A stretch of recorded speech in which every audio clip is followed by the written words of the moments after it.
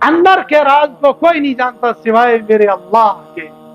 اس لیے ہر ایرے گہرے نتھو خیرے پر یقین نہیں کرنا چاہیے کہ جو بھی پگڑ امامے کے ساتھ ہے، حضرت جی چلیے نماز پڑھا دیجیے۔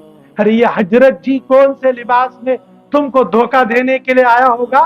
ہرگز آگے مت بڑھائیے، ہر بندے کو اپنا رہبر اور آئیڈیل مت بنائیے۔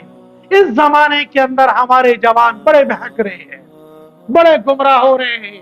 ہر خطیب کو، ہر لچھے دار تقریر کرنے والے کو اور ہر مقرر اور خطیب کو کہتا اس جیسا عالم تو دنیا کے اندر ہے ہی نہیں کوئی۔ وہ بعض ایسے شکل اور صورت میں علامت الدار ہے، لیکن اندر سے ابلیس اعظم ہے، اندر سے شیطان اعظم ہے، وہ مسلمان ہی نہیں ہے۔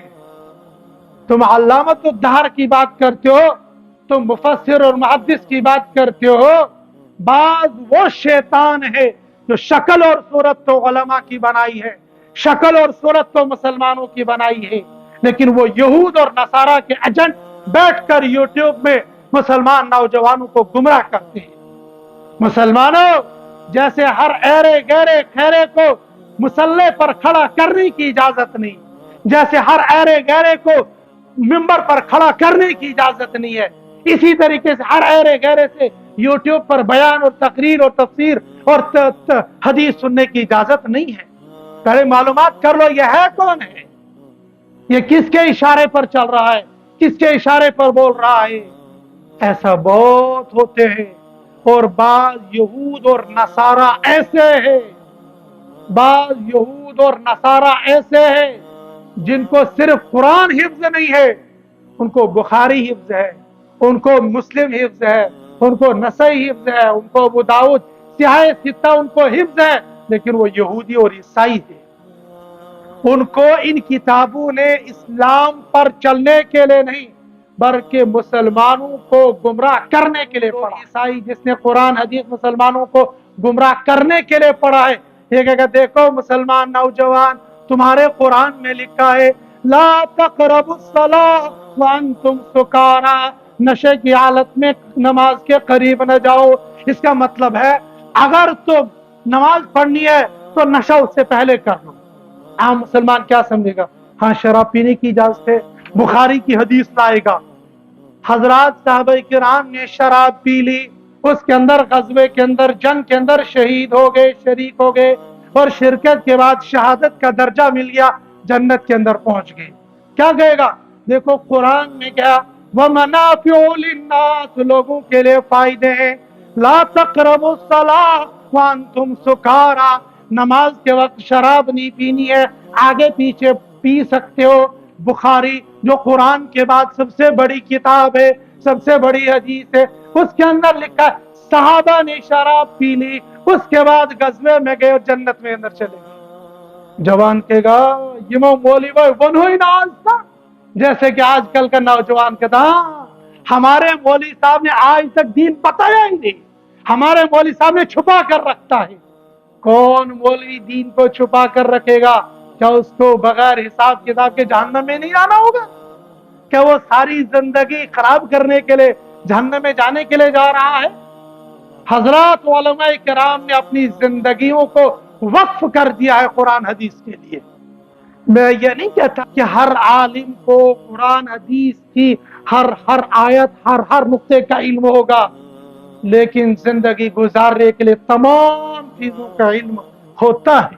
ہاں کبھی کمی بیشی ہو سکتی ہے، بھول چوک ہو سکتی ہے، وہ دوبارہ کتاب کا رجوع کر کے آپ کو مسئلہ بتائے گا۔ لیکن سو نوجوان کہا اس کیا پتہ، آج تک ہمیں اندھیرے میں رکھا تھا، آج پتہ چلا وہ یوٹیوب کا فلاں ٹر صاحب، فلاں نر صاحب، اس نے تو قرآن بتایا، وہ مولوی نے نہیں بتایا، اس نر اور ٹر نے تم کو دین بتا دیا۔ ارے دین سیکھنے کے لیے اللہ نے مولوی کو بنایا، انجیکشن لگانے کے لیے نر کو ٹر کو بنایا، اور بلڈنگ بنانے کے لیے نر کو بنا دیا۔ یہ تو میں مخفف کر کے بول رہا ہوں، اصل سمجھ رہے ہیں کہ اصل میں کہنا کیا چاہ رہا ہوں، کہ نر اور ٹر کے دھوکے میں آ کر اپنی زندگی، اپنے ایمان، اپنے نماز اور اپنے روزے کو خراب نہ کرو، اس لیے کہ اللہ جانتا ہے اندر کیا ہے، اس आलिम पर एतबार करो जिसको तुम जानते हो सकता है दूसरा आलिम जिसको आप नहीं जानते वो सच्चा आलिम भी हो सकता है, पक्का सच्चा मोमिन भी हो सकता है, लेकिन आप उसके बैकग्राउंड को नहीं जानते हो, लिहाजा वो अपनी जगह पर आलिम होगा। आप उस पर एतमाद करो जिसको आप जानते हो, जिसकी बैक हिस्ट्री आपके सामने है। इसके बाप दादा क्या था, इसका खानदान क्या था, कहीं या कहीं से उठकर हमें धोखा देने के लिए तो नहीं आया है। और इस वक्त दुनिया के अंदर बहुत हो रहा है, बहुत हो रहा है। यहाँ कहने की क्या जरूरत है। आम तौर पर देख रहे हो दाढ़ी टोपी वाले, तस्बीह वाले सब जुब्बा कुब्बा डाल दिया और चल रहे मस्जिदों के सामने, दरगाहों के सामने और जियारत गाहों के सामने और मुसलमानों के घरों के सामने। बाद तहकीक ये मालूम हो गया ये तो मुसलमान भी नहीं है।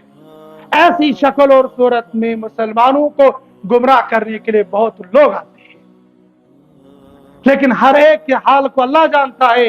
नौजवानों, आपको एतमाद करना है अपने उस आलिम पर जिसको आप जानते हो, और सबसे करीबी आपका आपके महल्ले का इमाम है। जहां पर आप रहते हैं आपके महल्ले के इमाम को आप 24 घंटे देखते हैं कि हमारे इमाम साहब की 24 घंटा जिंदगी किस दर्जे की जिंदगी। लिहाजा सबसे पहला एतमाद अपने मसाइल को पूछने में आप पर उस पर करना है। तो ऐसे लोग होंगे जो जाहिर में आपको अच्छे खासे दिखेंगे लेकिन हकीकत में अंदर ईमान भी नहीं होगा। उन्हीं को अल्लाह पाक ने फरमाया वल्लाहु समीउन अलीम। ये मर्द भी हो सकते हैं, औरतें भी हो सकती हैं, जाहिर में बहुत अच्छे, अंदर के अंदर खुराफात से, कुफरियात से, लगवियात से, बिदआत से भरे हुए होंगे। अल्लाह उन सबको जानते हैं। नारे तकबीर, नारे तकबीर।